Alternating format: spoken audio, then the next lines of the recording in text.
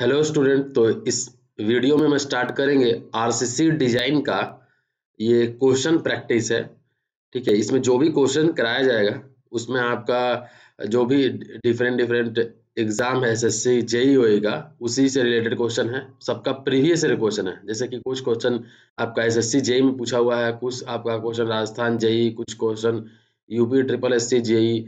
मतलब हर स्टेट का जेई का एग्जाम, फिर आपका जो ये सेंट्रल लेवल पर जो एग्जाम निकलता है एनबीसीसी, डीडीए, डीएफसीसीआईएल, ये सब का जेई में एग्जाम जेई के एग्जाम में क्वेश्चन पूछा हुआ है। तो आइए स्टार्ट करते हैं क्वेश्चन नंबर फर्स्ट से। क्वेश्चन नंबर फर्स्ट यहाँ क्या क्या बोल रहा है, in the grade M20 has a very few mixture of 1:1.5:3। तो इसका आंसर क्या हो जाएगा? इसका आंसर क्या हो जाएगा? जो M, पहले हम M25 से स्टार्ट कर देते हैं। अगर अगर M25 से स्टार्ट करते हैं तो इसका जो रेशियो होता है 1:1:2 होता है। अगर हम बात करें M20 का तो इसका रेशियो होता है 1:1.5:3 होता है। इसका बाद हम बात करें M15 का तो इसका होता है 1:2:4 होता है। फिर इसके बाद हम बात करें M10 1:3:6। M7.5 का बात करें तो 1:4:8 होता है। और M5 भी होता है, M1:5:10 होता है। तो देखिए यहाँ पे जो 25 है, M जो 20 यहाँ पे जो शो हो रहा है, M फॉर मिक्स होता है। और 20 जो होता है वो characteristics compressive strength of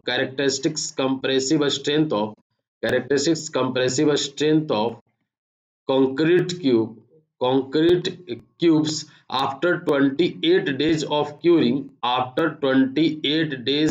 of curing is 20 Newton पर एम स्क्वायर। मतलब जो स्ट्रेंथ है यहाँ पे 20 न्यूटन पर एम स्क्वायर हो गया।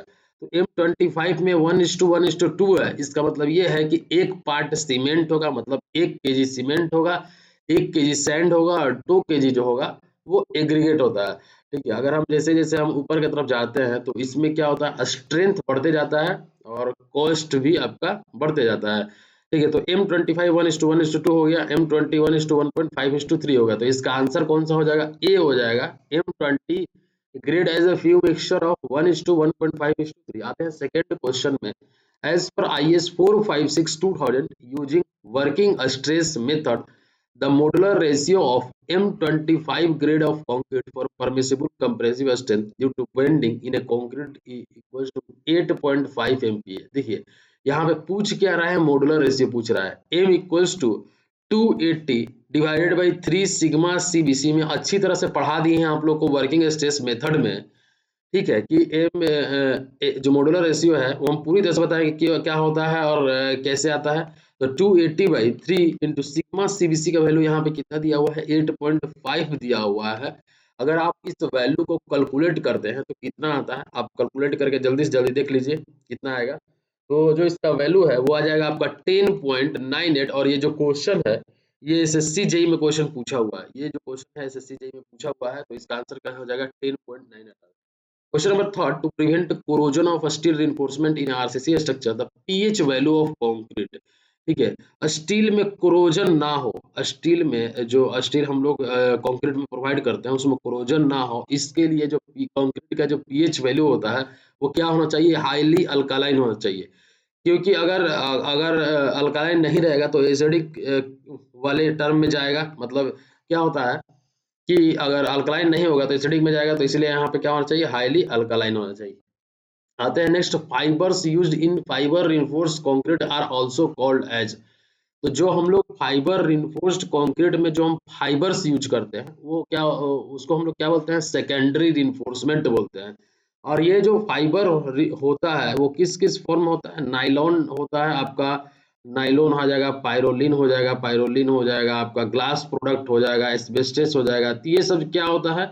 आपको फाइबर प्रोडक्ट होता है जो कि हम कंक्रीट में मिक्स करके उसका स्ट्रेंथ बढ़ाते हैं, उसको हम लोग सेकेंडरी रिइंफोर्समेंट बोलते हैं।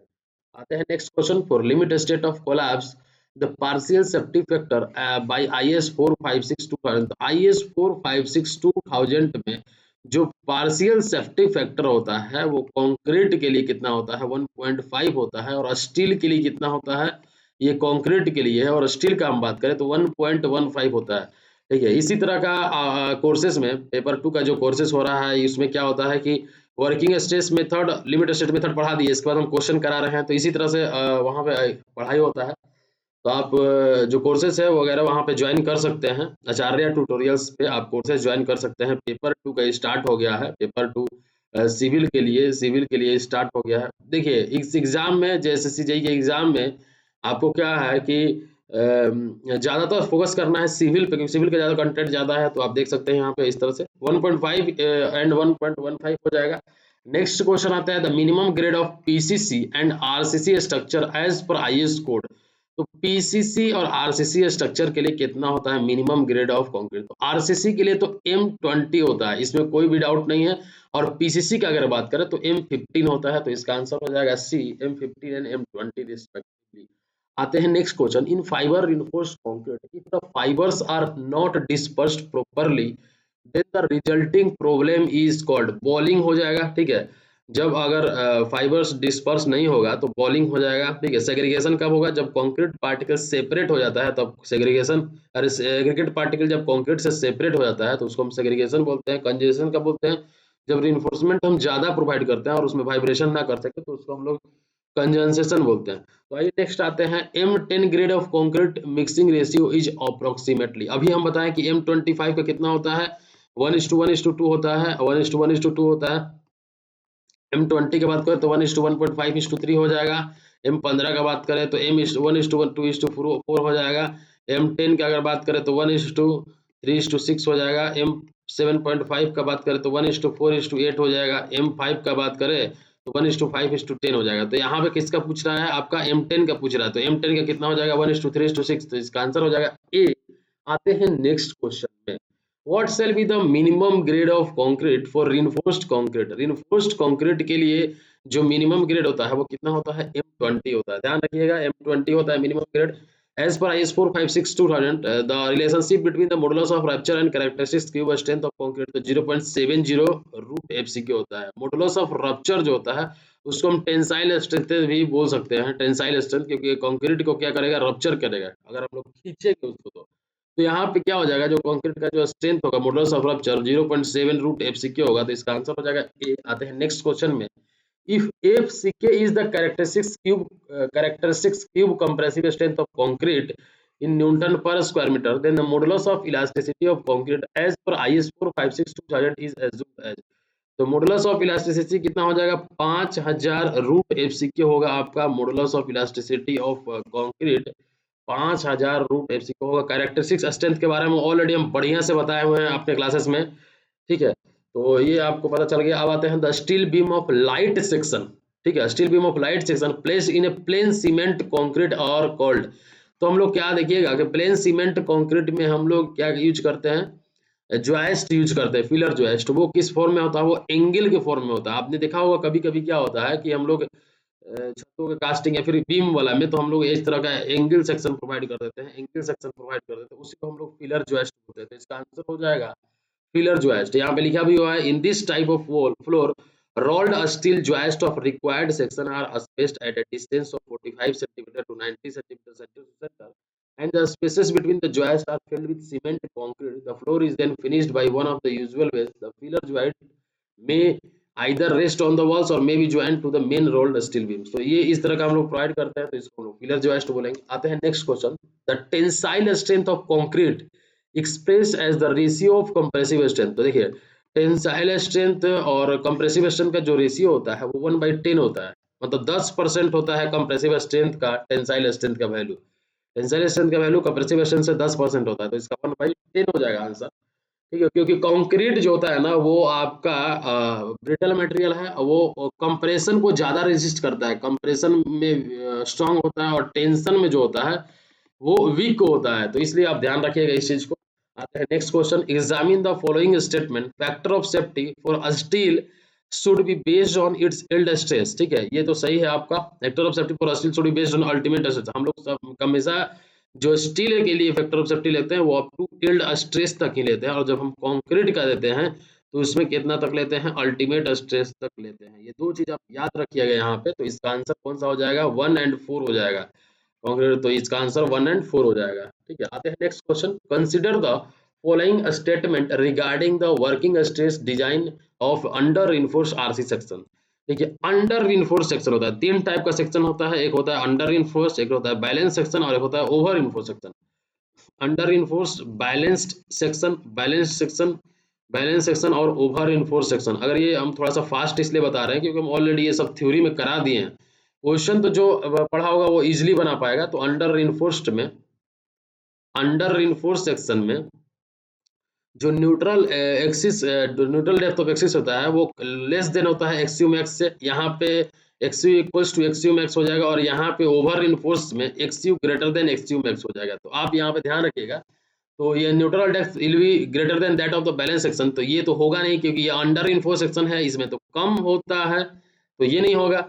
Stress in steel in tension will reach its maximum permissible value.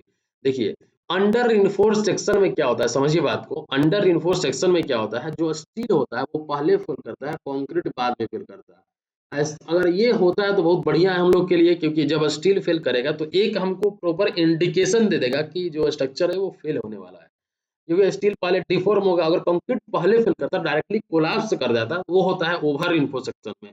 वहां पे स्टील कंक्रीट पहले फेल करता है, यहाँ पे साइमल्टेनियसली फेल करता है। लेकिन एक्चुअल प्रैक्टिस में बैलेंस सेक्शन में साइमल्टेनियसली नहीं हो सकता है, इसमें भी जो है वो आपका स्टील और कंक्रीट पहले दोनों में से कोई एक फेल ही हो जाएगा।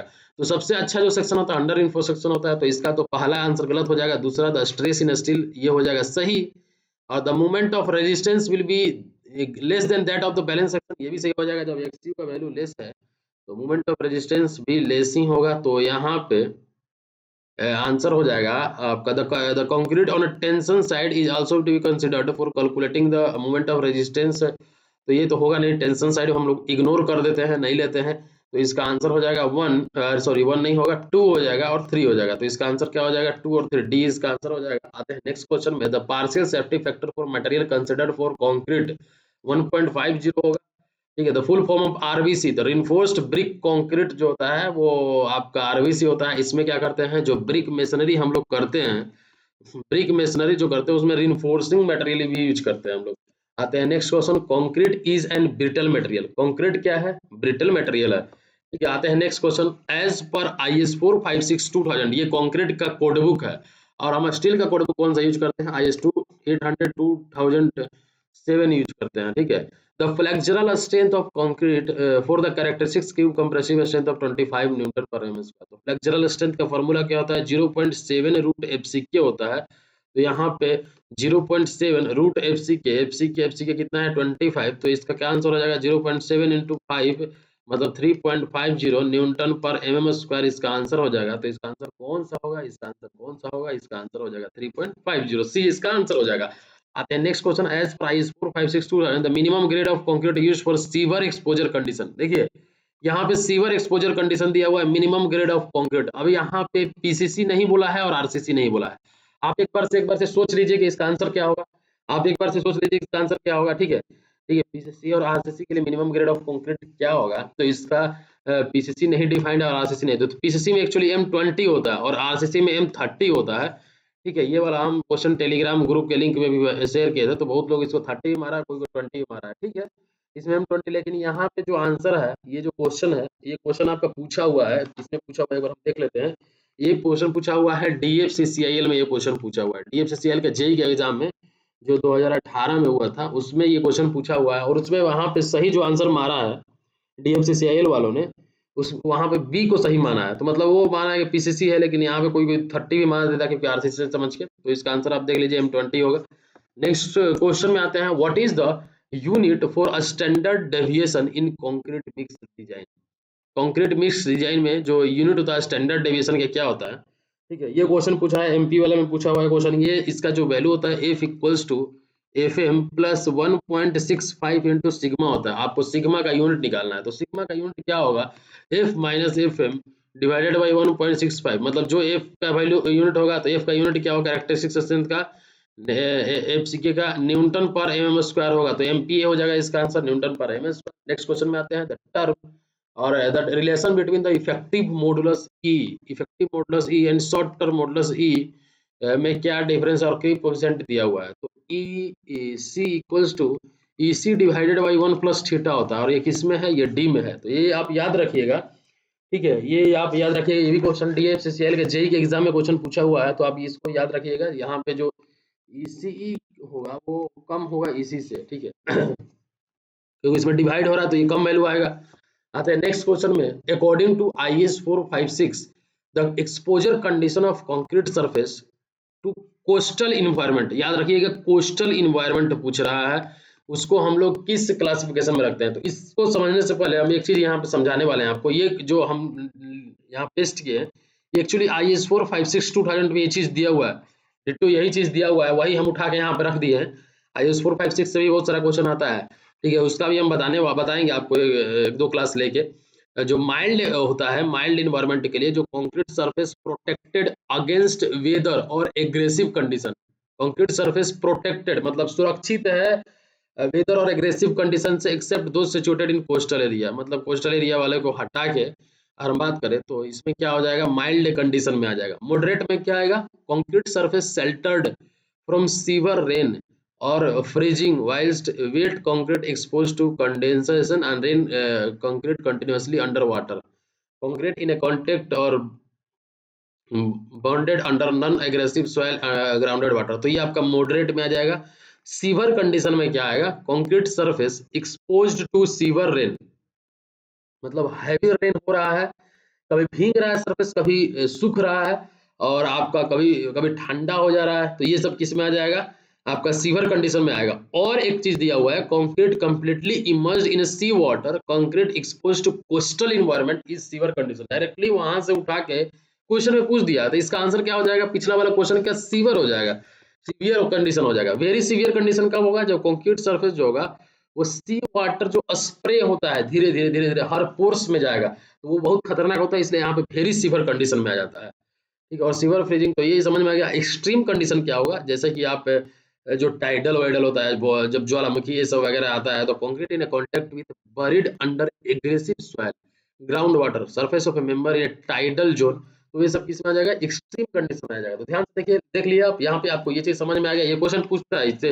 बराबर क्वेश्चन, ये बहुत इंपॉर्टेंट है, इससे क्वेश्चन पूछता है। आते हैं नेक्स्ट क्वेश्चन में, देखिए यहाँ पे हम कुछ बताने वाले हैं आप लोग को। इससे क्वेश्चन मतलब बहुत बार, लाखों बार क्वेश्चन पूछ दिया है इससे। जो प्लेन कंक्रीट है ये रिइंफोर्स्ड कंक्रीट है, पीसीसी है। प्लेन कंक्रीट क्या होता है, जिसमें रिइंफोर्समेंट, जिसमें कि छड़ नहीं होता है, उसको हम लोग प्लेन कंक्रीट बोलते हैं।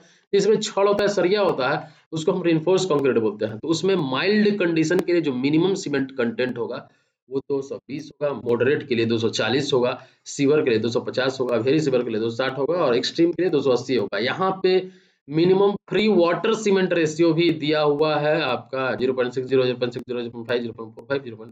और यहीं पे आपका माइल्ड कंडीशन के लिए मिनिमम ग्रेड ऑफ कंक्रीट भी दे दिया हुआ है पीसीसी के लिए। तो M15 होता है मॉडरेट के लिए, सीवर के लिए M20, ये वेरी सीवर के लिए भी M20, और एक्सट्रीम के लिए M25 होता है। उसी तरह आरसीसी में मिनिमम ग्रेड ऑफ कंक्रीट 300, 320, 340, 360, और यहाँ पे आपका दे दिया हुआ है मिनिमम ग्रेड ऑफ कंक्रीट। तो आइए हम देखते हैं, इसका क्वेश्चन पूछा होगा तो इससे बनाएंगे। नेक्स्ट क्वेश्चन में आते हैं, according to IS 456 the nominal cover provided for concrete surface exposed to very severe environmental conditions shall not be less than। तो ये क्वेश्चन जो है, ये क्वेश्चन का पूछा हुआ है DFCCL में ही, ये क्वेश्चन पूछा हुआ है। मतलब यहाँ पे जो आपका किसके लिए पूछ रहा है, वेरी सीवर इन्वायरमेंटल कंडीशन के लिए जो आपका नॉमिनल कवर होता है वो कितना होता है, तो इसका आंसर हो जाएगा 50 से। एक्सट्रीम कंडीशन के लिए 75 होता है, एक्सट्रीम के लिए 75 होता है, वेरी सीवर के लिए 50 होता है। आते हैं नेक्स्ट क्वेश्चन में, as per IS 456 then in normal circumstances where ambient temperature does not fall below 15 degrees Celsius where OPC is used in normal curing, the stripping time of proposed to slab spanning up to 4.5 meter may be taken as। तो इसका answer आ जाएगा 7 days, ठीक है। देखिए यहाँ पे समझिए एक चीज, हम यहाँ पे समझिए, ये क्वेश्चन जो है आपका SSB हिमाचल प्रदेश में पूछा हुआ क्वेश्चन है, ठीक है। बात करते हैं अब यहाँ पे स्ट्रिपिंग टाइम क्या होता है। तो स्ट्रिपिंग टाइम जो हम लोग कंक्रीट का कास्टिंग करते हैं उसमें हम लोग फॉर्म वर्क प्रोवाइड करते हैं, फॉर्म वर्क देते हैं। फॉर्म वर्क क्या होता है, शटरिंग होता है। शटरिंग जैसे पलाई वलाई का आपने देखा होगा, कॉलम बनाते हैं तो पलाई के चारों तरफ से कर देते हैं, तो वो कितना दिन तक कास्टिंग के बाद रहना चाहिए। तो यहाँ पे किसके लिए 4.5 मीटर जो स्लैब है, उसके 4.5 मीटर तक का स्लैब है, तो उसमें 7 डेज रहना चाहिए। तो स्ट्रिपिंग टाइम समझ में आ गया। आइए हम IS 456 से देख लेते हैं। देखिए form shall not be released, मतलब फॉर्म को हम लोग तुरंत नहीं हटाएंगे। Form shall not be released until the concrete has achieved a strength of at least twice the stress to which the concrete may be subjected at the time of removal of form work। ठीक है, मतलब ये बोल रहा है कि जो form work हम लोग प्रोवाइड किए, जो हम लोग आपका क्या बोलते हैं, ये वाला जो पटरा वटरा होता है, इसको हम लोग अगर ठेठ भाषा में बोले तो फॉर्म वर्क जनरली क्या होता है, शटरिंग को हम लोग बोलते हैं। पलाई वलाई के जो हम लोग देखे होंगे छत में ऊपर में हम पलाई वलाई करते हैं, तो वो हम लोग कब हटा सकते हैं, जबकि कि कंक्रीट जो है एक प्रॉपर स्ट्रेस डेवलप न कर पाए, तब तक स्ट्रेस डेवलप न कर पाए तब तक हम लोग उसको रिमूव नहीं कर सकते हैं। The strength referred to shall be that of the concrete using the same cement and aggregate and admixture if any with the same proportion and cured under condition of temperature and moisture similarly to those existing on the work। ये as 456 में दिया हुआ है। Simply आप जाइएगा, striping time क्या होता है, जब हम लोग फॉर्म वर्क निकालते हैं, रिमूव करते हैं, और जब हम लोग आते हैं उसके बीच का टाइम को स्ट्रिपिंग टाइम बोलेंगे। तो जब हम लोग कास्टिंग करते हैं उससे कितना दिन तक नहीं हटा सकते हैं, ये सब चीज हम बताने वाले हैं। देखिए, while the above criteria of strength shall be of giving a guiding factor for removal of formwork, लिखा हुआ है ना, इन ये IS 456 में एज हम उठा के यहाँ पे रख दिए और कुछ नहीं किए हैं। In normal circumstances where ambient temperature does not fall below 15 degrees Celsius, where ordinary Portland cement is used and adequate curing is done, following stripping period may deem to satisfy the guideline। यहाँ पे कौन सा होगा, देखिए सबसे पहला जो है उसमें क्या है, vertical form work to column walls और बीम। वर्टिकल फॉर्म वर्क के लिए कॉलम वॉल और बीम में जो minimum period before striking form work 16 से 24 hours, vertical form work to column wall और बीम में। अब आते हैं soffit form work to slab, slab में जो बॉटम में हम लोग डालते हैं after removal of form work, तो यहाँ पे 3 दिन होगा। और soffit form work to beams proposed to be reflexed immediately after removal of homework, तो 7 days हो जाएगा इसका। Spanning up to 4.5 metre 7 days, यही क्वेश्चन पूछा हुआ है। स्पैनिंग 4.5 मीटर से अगर ज्यादा का स्पैन होगा तो वहां पे 14 दिन के लिए करेंगे। 6 मीटर तक रहेगा और बीम और आर्चेज रहेगा तो 14 दिन, और अगर 6 मीटर से ज्यादा होगा तो 21 दिन। ये चीज आप ध्यान में रखिएगा। Next question, the minimum cement content for a ship dock underwater construction with 40 mm aggregate is prescribed by the Indian standard। देखिए थोड़ा सा जो है अंडर वाटर कंस्ट्रक्शन हो रहा है, मतलब इसमें सीमेंट का जो कंटेंट है वो ऑलरेडी ज्यादा होगा, तो 250 होगा नहीं, 400 बहुत ज्यादा हो रहा है, 300 भी नहीं होगा, 350 होगा। ठीक है, तो 350 से हम लोग यहाँ पे केजी पर मीटर के मिनिमम सीमेंट कंटेंट हम लोग प्रोवाइड करेंगे। आते हैं नेक्स्ट क्वेश्चन में, for concrete of grade M50 the value of flexural tensile strength will be nearly. M50 के लिए कितना होगा flexural tensile strength, 0.7 root FCK हो जाएगा, तो 0.7 इंटू FCK का जो वैल्यू है 50 हो जाएगा। तो इसका अगर आप वैल्यू निकालिएगा तो कितना आएगा, ये देखिए 749 हो जाएगा, मतलब 7 इंटू 0.7 करीब आएगा, 749 4.9। तो बात करते हैं यहाँ पे, इसका आंसर कौन सा हो जाएगा, इसका आंसर जो है, इसका आंसर जो है, ये क्वेश्चन जो है पहले, ये क्वेश्चन किस एग्जाम में पूछा हुआ है, ये क्वेश्चन जो है, ये क्वेश्चन आपका जेई के एग्जाम में पूछा हुआ है, हरियाणा जेई के एग्जाम में क्वेश्चन पूछा हुआ है। ठीक है, तो यहाँ पे क्या आ जाएगा 749 4.9, तो यहाँ पे 5 न्यूटन पर एम स्क्वायर आंसर हो जाएगा। आते हैं नेक्स्ट क्वेश्चन में, approximate allowable shear stress in reinforced cement concrete is about. Shear stress पूछ रहा है, शियर स्ट्रेस पूछ रहा है। तो आपको तो पता है जो कंक्रीट होता है वो आपका स्ट्रांग होता है, कंप्रेशन में वीक होता है, टेंशन में, और शियर में मॉडरेट होता है। तो यहाँ से FCK/30 हो जाएगा, इसका आंसर जो हो जाएगा FCK/30 हो जाएगा। नेक्स्ट क्वेश्चन में आते हैं, in RCC structure the tension zone lies in the bottom. देखिए आरसीसी स्ट्रक्चर में अगर सिंपली सपोर्टेड बीम है, अगर सिंपली सपोर्टेड बीम है तो टेंशन जोन यहाँ पे आएगा, आपका टेंशन जोन इसमें आएगा, ऊपर में क्या आएगा, कंप्रेशन आएगा। अगर वही कैंटिलीवर का बीम है, कैंटिलीवर का बीम है तो ऊपर में टेंशन आ जाएगा, नीचे में कंप्रेशन आ जाएगा, तो इसका आंसर क्या हो जाएगा, बॉटम हो जाएगा। ठीक है, जब कुछ नहीं बोला है तो मतलब सिंपली सपोर्टेड बीम है। Pick up the correct statement for the following, density of normal concrete is about 2400 kg per metre cube. सही है, 2400 होता ही है प्लेन सीमेंट कंक्रीट का। Density of light weight concrete 2400 से कम होगा, लाइट वेट होगा तो 1900 kg पर क्यूब। ठीक है, इसको भी देखते हैं। Density of heavy concrete is about 3550 kg per metre cube, ये भी सही है। तो इसका आंसर क्या हो जाएगा, डी हो जाएगा। All option are the correct answer हो जाएगा। नेक्स्ट क्वेश्चन में आते हैं, the weight of reinforced concrete is generally, तो 2500 kg सब कोई जानता है, हाँ, ये इसको कि 2500 kg पर मीटर क्यूब होता है, आरसीसी का जो यूनिट वेट होता है। आते हैं next question, the nominal cover for a beam should not be less than, nominal cover beam में हम लोग मतलब इससे कम नहीं प्रोवाइड करते हैं मॉडरेट एक्सपोजर कंडीशन के लिए। मॉडरेट एक्सपोजर कंडीशन के लिए तो इसका आंसर क्या हो जाएगा, मॉडरेट के लिए जनरली हम लोग 30 mm प्रोवाइड करते हैं मॉडरेट के लिए। ये क्वेश्चन जो है हरियाणा एसएससी जेईई में पूछा हुआ क्वेश्चन है, ठीक है। और यहाँ पे अगर हम बात करें माइल्ड के लिए, माइल्ड के लिए जो कंक्रीट कवर होता है वो होता है 20 mm। मॉडरेट के लिए अभी हम देख लिए कितना होता है 30 mm होता है मॉडरेट के लिए, 30 mm होता है। मॉडरेट के बाद क्या आ जाएगा आपका सीवियर कंडीशन, सीवियर कंडीशन के लिए 45 mm आ जाएगा। इसके बाद आता है वेरी सीवियर कंडीशन के लिए, वेरी सीवियर कंडीशन के लिए कितना हो जाएगा 50 mm हो जाएगा। और आपका एक्सट्रीम कंडीशन के लिए, एक्सट्रीम कंडीशन के लिए कितना हो जाएगा 75 mm। बहुत बार क्वेश्चन पूछा है ये आप दिमाग में एकदम बैठा लीजिए, इससे इसे क्वेश्चन पूछ रहा है। आते हैं नेक्स्ट टॉपिक में, flexural strength of concrete is determined by flexural modulus of rupture से हम लोग फ्लेक्सुरल स्ट्रेंथ डिटरमाइन करते हैं। तो ध्यान रखिएगा अच्छे तरीके से, इसको याद रखिएगा, मॉडुलस ऑफ रप्चर हम लोग फ्लेक्सुरल स्ट्रेंथ के हिसाब से करते हैं।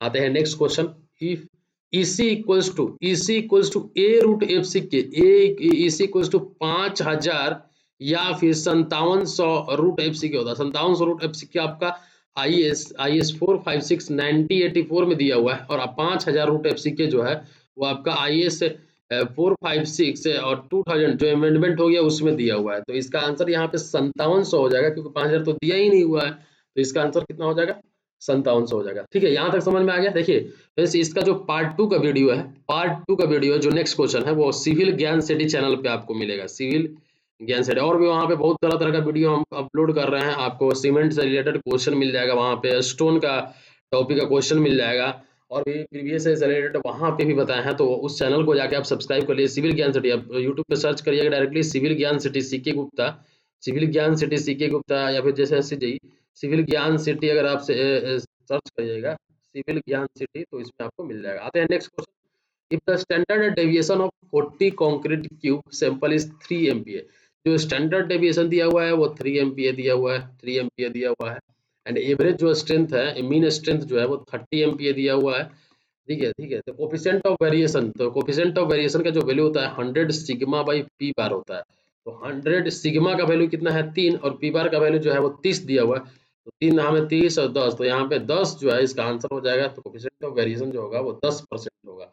आते हैं नेक्स्ट क्वेश्चन में, the formula to use an estimate of the tensile strength of the from the compressive strength, तो 0.7 रूट एफ सी हो जाएगा। आते हैं हम आपका which of the following shown the correct expression for target mean strength. तो target mean strength जो होता है, टारगेट मीन स्ट्रेंथ जो होता है वो एफ सी के प्लस 1.65 इंटू सिग्मा होता है। तो इसका कितना हो जाएगा वो एफ सी के प्लस 1.65, यहाँ सिग्मा छूट गया है तो सिग्मा लिख लीजिएगा, यहाँ पे ये हो जाएगा इसका answer.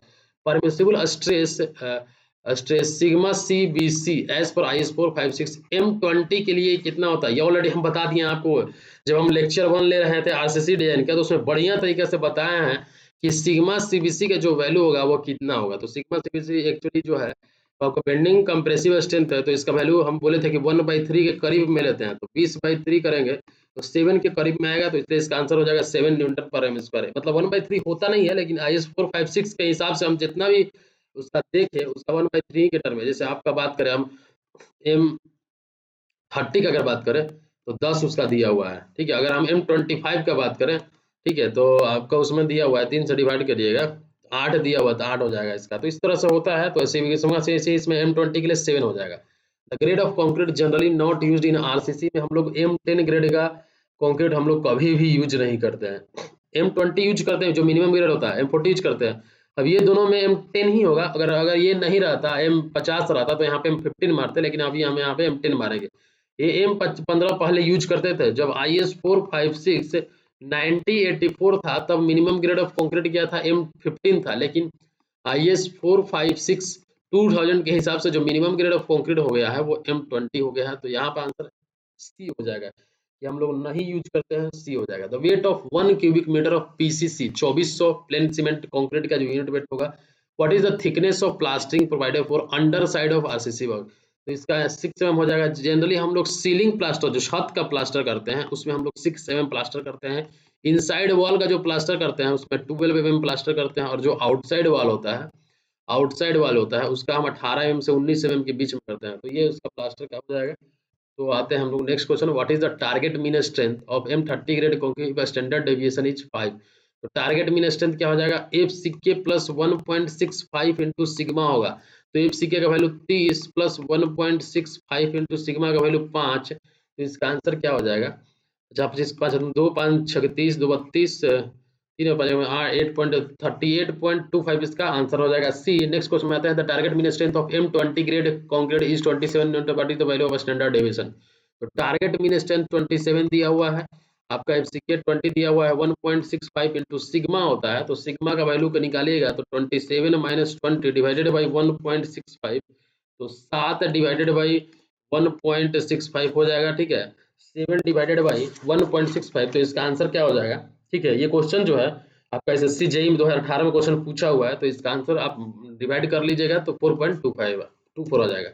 Which of the following exposure condition will a structural steel element be classified when exposed to corrosive fumes?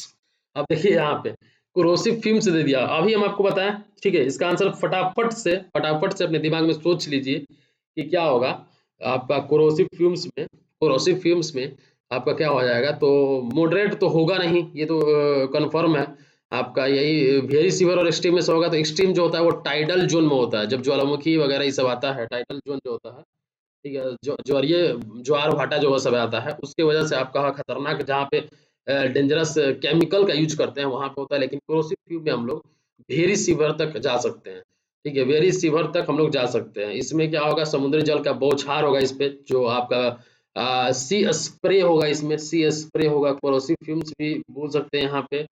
और ठीक है, और सीवर कंडीशन में आपका क्या होगा, सीवर कंडीशन में यहाँ पे लगातार बारिश होगा, इसमें लगातार जो ये सरफेस जो है वो कभी भीगेगा कभी सूखेगा, तो ये सीवर कंडीशन में आ जाएगा, तो यहाँ पे आंसर वेरी सीवर होगा। नेक्स्ट क्वेश्चन में आते हैं, when yield stress is well defined then the factor of safety is defined as the. तो फैक्टर ऑफ सेफ्टी हम लोग कैसे डिफाइंड करते हैं, ठीक है, फैक्टर ऑफ सेफ्टी हम लोग कैसे डिफाइंड करते हैं, तो ratio of yield stress to maximum expected stress, D इसका आंसर हो जाएगा। As per IS 456-2000, the assumed standard deviation for M25 grade of concrete, M25 grade of concrete के लिए स्टैंडर्ड डेविएशन का वैल्यू कितना आएगा। अब देखिए इंपॉर्टेंट क्वेश्चन है यहाँ पे, ये चीज समझने वाला चीज है यहाँ पे कि जो M10 से लेके बात करते हैं, M10 से लेके M15 तक, यहाँ पे जो स्टैंडर्ड डेविएशन होता है वो 3.5 होता है। बात कर लेते हैं हम M20 से M25 तक, तो इसका 4 होता है। और हम बात कर लेते हैं 30 से जो अबव होता है, उसका जो 30 से जो 50 तक होता है उसका स्टैंडर्ड डेविएशन 5 होता है, मतलब 3.4 4 और 5। तो इसके में कौन सा M25 पूछ रहा है, तो इसका आंसर क्या हो जाएगा, M25 पूछ रहा है, तो इसका आंसर कितना हो जाएगा, 4 न्यूटन पर एम स्क्वायर हो जाएगा। Next question, for M20 grade of concrete modular ratio would be, तो M20 के लिए 280 divided by 3 into sigma CBC का वैल्यू कितना हो जाएगा आपका 7 हो जाएगा। तो फटाफट से आज का आंसर बता दीजिए कौन सा होगा, तो 13.33 होगा, 13.33 होगा, तो 13.33 इसका आंसर हो जाएगा, 13.23। ये क्वेश्चन एमपी में पूछा हुआ है। आते हैं next question 48, evaluate the tensile strength of concrete of grade M40।